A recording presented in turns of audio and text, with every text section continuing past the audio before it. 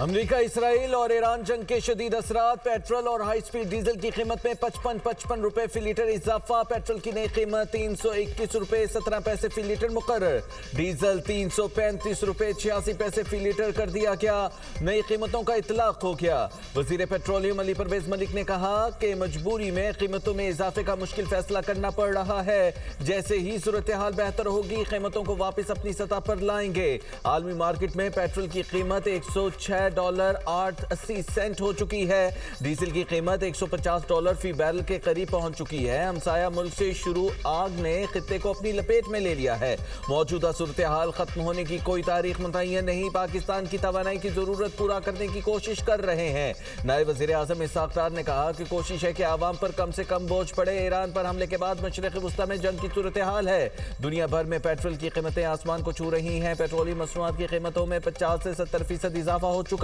وزیر خزانہ محمد اورنگزیب بولے، پیٹرولیم مصنوعات کی قیمتوں میں روزانہ کی بنیادوں پر اضافہ ہو رہا ہے، میکرو استحکام کے حوالے سے اچھی پوزیشن پر ہے۔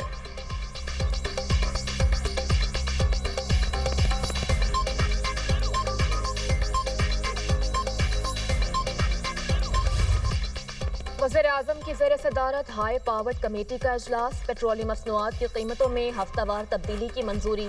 وزیر خزانہ نے وزیر اعظم کو بریفنگ دی۔ تعلیمی اداروں میں ورچوئل نظام تعلیم اور آفیسز کے لیے ورک فرام ہوم کا پلان پیر تک طلب۔ وزیر خزانہ کو صوبوں سے مشاورت کے بعد پیر کو ورک فرام ہوم بارے پروپوزل پیش کرنے کی ہدایت۔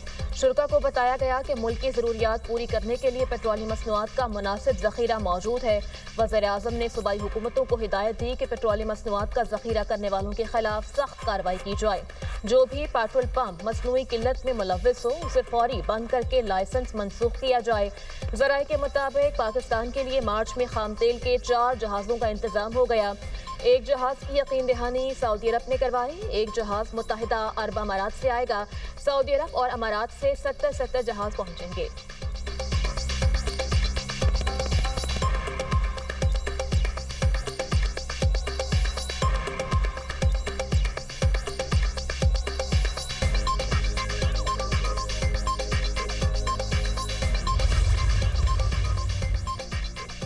چند ہفتوں میں تیل کی قیمت $150 فی بیرل تک جا سکتی ہے۔ قطری وزیر توانائی کی عالمی انرجی سپلائی پر شدید اثرات کی پیش گوئی، خلیجی ممالک توانائی کی پیداوار روک سکتے ہیں۔ قطر وزیر توانائی کا فائنینشل ٹائمز کو انٹرویو، کہا جنگ خلیجی ممالک سے توانائی کی برآمدات روک دے گی۔ امریکہ کی ایران پر جنگ عالمی معیشت کو گرا سکتی ہے، جنگ ختم ہو بھی جائے تو سپلائی نارمل ہونے میں ہفتے یا مہینے لگ سکتے ہیں۔ عالمی منڈی میں خام تیل کی قیمتیں 10% سے زائد بڑھ گئیں۔ برطانوی برنٹ خام تیل $8 مہنگا، فی بیرل قیمت $94.77 ہو گئی۔ امریکی WTI خام تیل کی قیمت میں $11 کا اضافہ ہوا، $92.31 فی بیرل میں فروخت۔ حملوں کی نئی لہر کے بعد توانائی مارکیٹس میں شدید بے چینی۔ روس ایران کو امریکی اہداف پر حملوں کے لیے خفیہ معلومات دے رہا ہے۔ امریکی میڈیا کا دعویٰ، میڈیا رپورٹ میں کہا گیا کہ روس مشرق وسطی کی جنگ میں بالواسطہ شامل ہے۔ ماسکو نے ایران کو امریکی جنگی جہازوں اور طیاروں کی پوزیشن سے آگاہ کیا۔ ایران انتہائی درست اور منصوبہ بندی سے حملے کر رہا ہے۔ CIA اور پینٹاگون نے روسی تعاون پر تبصرہ کرنے سے انکار کر دیا۔ روسی سفارتخانے کا انٹیلیجنس تعاون کے سوال پر جواب دینے سے گریز۔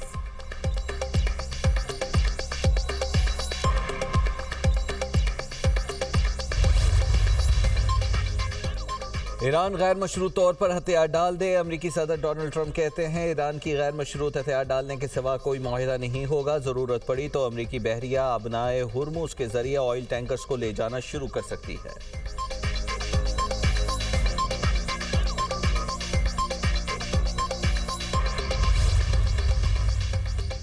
عرب ممالک سے کوئی دشمنی نہیں، ایران کا رد عمل صرف امریکی اڈوں اور تنصیبات کے خلاف ہے۔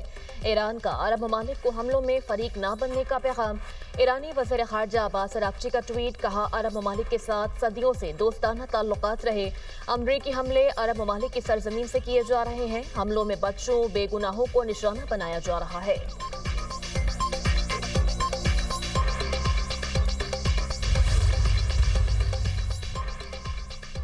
ایران میں غیر مشروط ہتھیار ڈال سکتے ہیں، ایران کے خلاف کارروائی مکمل کرنے میں 4 سے 6 ہفتے لگیں گے۔ ترجمان وائٹ ہاؤس کیرولین لیوٹ کہتی ہیں کہ امریکہ کے پاس ہتھیاروں کا بڑا ذخیرہ موجود ہے، ایران کی فضائی حدود پر کنٹرول حاصل کرنے کی کوشش کر رہے ہیں۔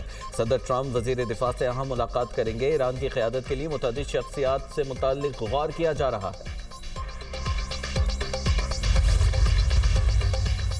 ایران نے ڈرون سے آذربائیجان کو نشانہ نہیں بنایا۔ ایرانی نائب وزیر خارجہ مجید تخت روانچی کی وضاحت، کہا آذربائیجان پر ہونے والے حملے کا ذمہ دار ایران نہیں، امریکہ اور اسرائیل نے جنگ مسلط کی، ہم نے نیک نیتی سے مذاکرات کیے، امریکہ نے رویہ بدلا، امریکہ پر اعتماد نہیں کرتے، امریکہ نے ہمیشہ سفارتکاری کے نام پر بھی دھوکہ دیا۔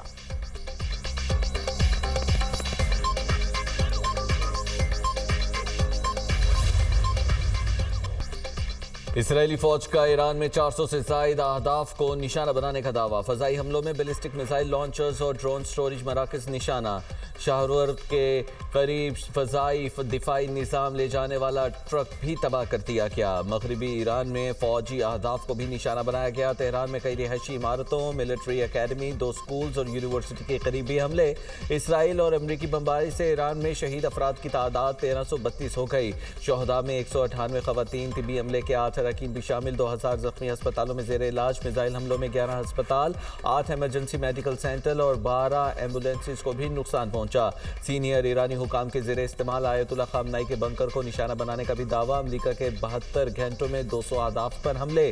ایرانی میڈیا کا کہنا ہے کہ فوج نے 2 ڈرونز مار گرائے، ایک امریکی MQ-9 ڈرون لورستان اور دوسرا ہرمس ڈرون تہران کے نواح میں تباہ کیا گیا۔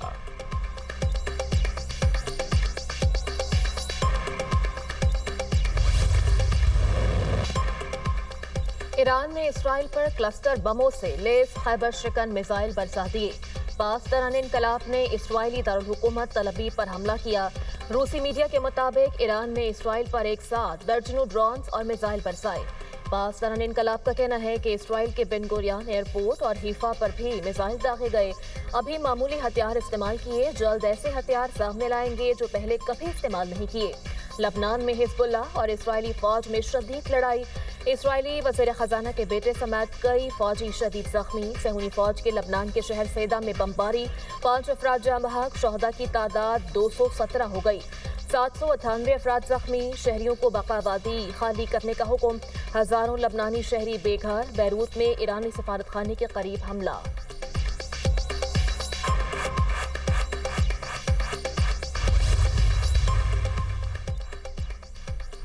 ایران نے اسرائیل میں کلسٹر بموں سے لیس خیبر شکن میزائل برسا دیے۔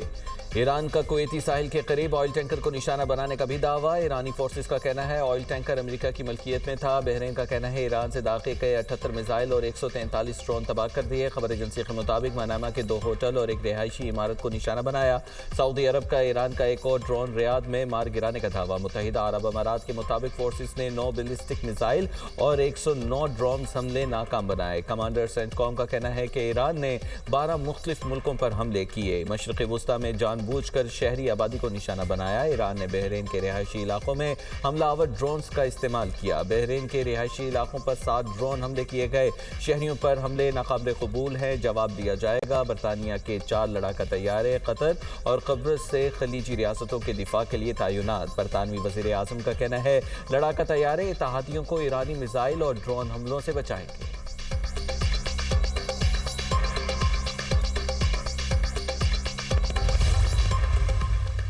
ان سے بات کریں جنہوں نے یہ جنگ شروع کی اور ایرانی قوم کو کمزور سمجھا۔ خطے میں ہم چاہتے ہیں لیکن اپنی خود مختاری اور وقار کے دفاع میں کسی ہچکچاہٹ کا شکار نہیں ہوں گے۔ دوسری طرف ایرانی صدر کا روسی صدر سے ٹیلی فونک رابطہ، خطے کی تازہ صورتحال پر تبادلہ خیال۔